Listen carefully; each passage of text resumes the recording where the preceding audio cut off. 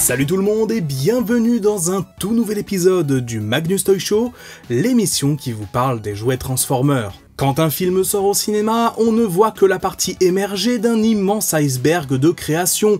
Pendant plusieurs années et bien avant que l'on ne voit le produit final, des tas d'artistes et de créatifs ont bossé dans l'ombre pour voir dans quel sens l'œuvre pourrait se diriger. Et c'est pour cela que les concept art existent, des designs réalisés à la demande d'un studio pour avoir une idée créative et esthétique autour d'un média. Et si vous suivez ma chaîne, vous savez que tous les films Transformers regorgent de concepts abandonnés, modifiés, que l'on ne découvre que plusieurs mois ou années après les longs métrages. Et justement aujourd'hui, c'est ce dont on va parler pour ce qui est des jouets. En effet, il y a maintenant quelques mois, Hasbro et Takara ont décidé d'étendre la très populaire gamme Studio Series au concept art de personnages des films. Des designs qui ont parfois été modélisés en 3D, d'autres fois simplement dessinés par des artistes, allaient donc prendre vie pour la toute première fois via des figurines. Et puisqu'il fait l'actualité, on va parler de la figurine qui symbolise à elle seule ce concept. Une figurine qui, quand elle a été révélée, a fait l'effet d'une bombe. Je parle bien évidemment de Megatron, tiré d'un concept art du film Bumblebee. Car ce personnage, il revient de très loin. Début 2018, lors des projections tests du film Bumblebee, plusieurs personnes ayant assisté à ces dernières décrivent un Megatron présent lors de la scène de fin, congelé par le secteur 7, comme pour le premier film, mais avec un design un peu différent, davantage inspiré de la G1. Quand il s'est avéré que cette séquence n'était ni dans le film final, ni dans les contenus bonus, les fans ont alors commencé à théoriser et spéculer sur ce à quoi Megatron aurait pu ressembler. Mais pendant presque 5 ans, c'était le calme plat, et à moins qu'un concept artiste de chez Paramount ou un artiste 3D décide de nous le montrer, l'espoir de voir cette version du personnage s'amenuisait. Mais ça, c'était jusqu'en 2023. En effet, de façon totalement random, un Megatron commercialisé dans la gamme de jouets de Rise of the Beast a été vu avec un artwork inédit, jamais vu auparavant. Et aussitôt, les personnes qui ont assisté aux projections test de Bumblebee à l'époque ont été formelles. Oui, c'était bien le Megatron présent à l'écran. Et justement, quelques mois plus tard, en octobre 2023, Hasbro révèle officiellement l'arrivée des concept art dans la gamme Studio Series, avec un reveal qui a hypé toute la communauté de fans, Megatron en format leader class, tiré d'un concept art de Bumblebee. Le miracle avait eu lieu. Non seulement on savait à quoi le personnage ressemblait, on avait désormais des artworks officiels, mais en plus, il allait bel et bien recevoir une figurine, et pas n'importe laquelle d'ailleurs, un format leader class. Mais alors une fois qu'on a dit tout ça, que vaut réellement cette nouvelle figurine de Megatron, et est-elle au niveau des attentes? Eh ben je vous propose qu'on découvre ça ensemble. Tout d'abord, il faut parler 5 minutes de sa conception. À l'image d'autres persos, notamment ceux sur Cybertron au début du film, Megatron n'avait pas été pensé sur grand écran avec un mode véhicule particulier. Son modèle 3D ne comportait qu'un mode robot que les designers de chez Hasbro ont récupéré pour l'occasion. Ainsi, au moment de concevoir le jouet, l'approche était plutôt claire. Il fallait que le véhicule, peu importe lequel ça allait être, ne compromette pas le design du mode robot, qui lui, pour le coup, était fidèle au fameux concept art. Et honnêtement, je pense que c'était la bonne approche à avoir pour ce concept. Après une hésitation entre un jet cybertronien en référence au premier film ou un tank en référence au second, c'est finalement les deux modes qui seront incorporés sur cette figurine, faisant de Megatron un triple changer. D'ailleurs, le mode tank et le mode jet imaginé pendant la conception du jouet sont clairement inspirés d'un autre Megatron triple changer, un autre Megatron qui d'ailleurs n'a jamais vu le jour, à savoir le design du personnage dans la 4e saison d'Animated. Cependant, comme on va le voir, le résultat final varie pas mal comparé à cela. Et justement, je vous propose de commencer par son mode peut-être le plus bancal, son fameux jet cybertronien. Clairement, sur le plan du pur design, j'aime beaucoup.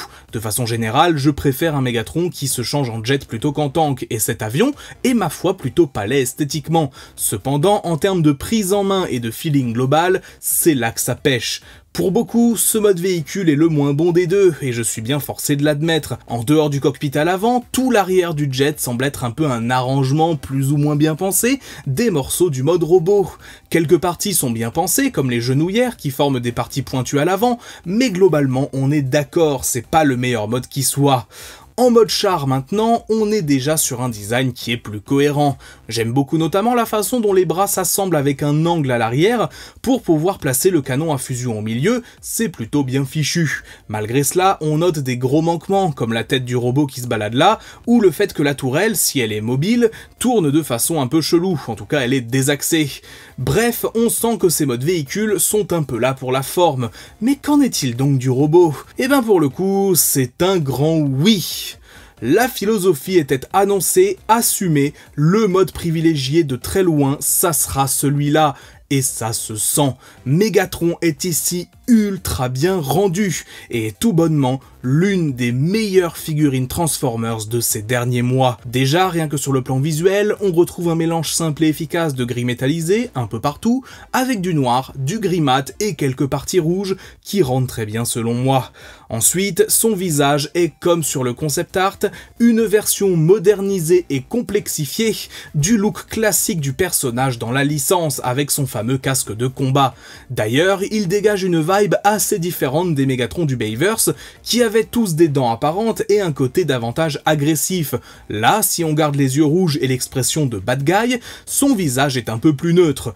Et enfin, on arrive à l'autre très grosse qualité de ce robot, ses articulations et sa posabilité.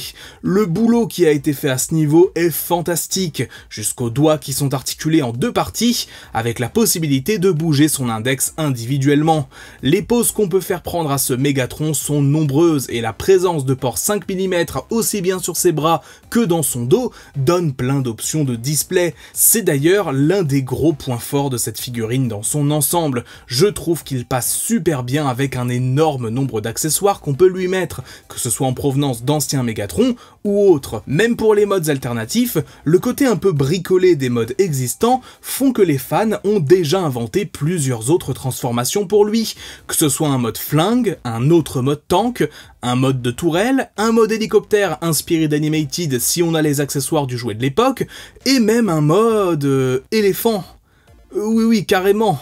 On peut même faire de lui un jetpack pour Optimus Prime, c'est absolument fou. En fait, j'en suis à un point où je me dis que ce Mégatron, c'est un mode robot excellent et des modes alternatifs laissés à l'appréciation de chacun. C'est une figurine qui appelle à être prise en main, manipulée, et dont l'aspect un peu abstrait des transformations rend la création de fan mode facile. Et honnêtement, ça fait plaisir à voir, car ça peut aussi être ça un Transformer, quelque chose qui suscite l'imagination des fans. Et rien que pour ça, ainsi que pour son mode robot absolument excellent, je pense qu'il a déjà sa place dans mon top de 2024. Mais Mégatron n'est pas le seul personnage à avoir reçu une figurine basée sur un concept art. On a eu aussi notamment ce tout petit Rumble commercialisé dans la même vague que lui.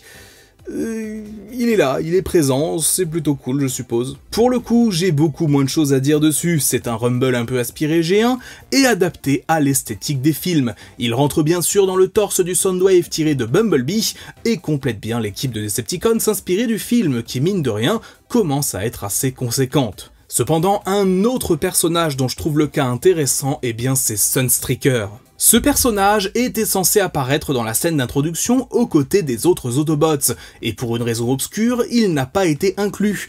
On voit sur le concept qu'il est ultra large, vraiment ça fait limite pas très Sunstreaker je trouve, sachant que c'est un personnage assez fin à la base. C'est peut-être pour ça qu'il n'a pas été inclus d'ailleurs. Et c'est aussi pour ça que le jouet est finalement plus fin en mode robot, avec un torse plus classique et un look qui globalement est une version adaptée au film de la version G1 du personnage. Je sais que la figurine n'a pas fait l'unanimité, mais j'aime beaucoup ce Sunstreaker. En tout cas, j'ai été très agréablement surpris par ce dernier. Si la posabilité de son mode robot est limitée au niveau des épaules, je la trouve tout de même plutôt sympa, avec ses deux guns qu'on peut lui faire tenir en main, combiner, ou même mettre dans son dos.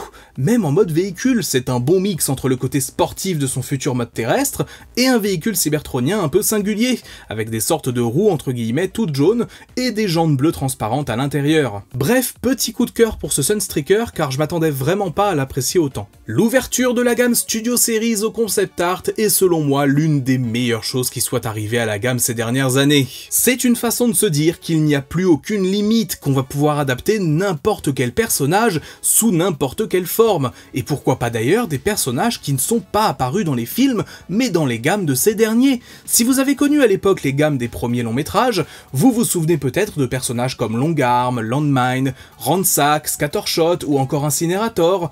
Eh bien peut-être que ce sera pour eux l'occasion d'avoir une version mise à jour, ou peut-être que ce sera l'occasion de voir des personnages comme Springer de Revenge of the Fallen, un Mégatron en forme dragon de The Last Knight, ou encore bien sûr Transit de Rise of the Beast.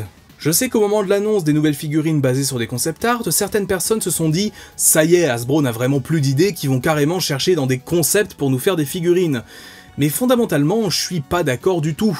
Il y a encore plein de personnages du Bayverse qui n'ont pas été traités, et rien que l'année prochaine par exemple, on a un Optimus des 4e et 5e films qui arrivera dans la gamme. Non, je pense qu'au contraire, plutôt que de mettre tous ses œufs dans le même panier, diversifier la gamme est une excellente chose. Ça permet d'attirer plus de fans, et ça permet à ceux qui ne sont intéressés que par un univers, comme les films, les jeux ou la G1, d'avoir moins de dépenses à faire d'un coup. En tout cas, c'est comme ça que je le vois. J'ai en tout cas très hâte de voir ce que le futur réserve en termes de concept art pour la gamme Studio Series.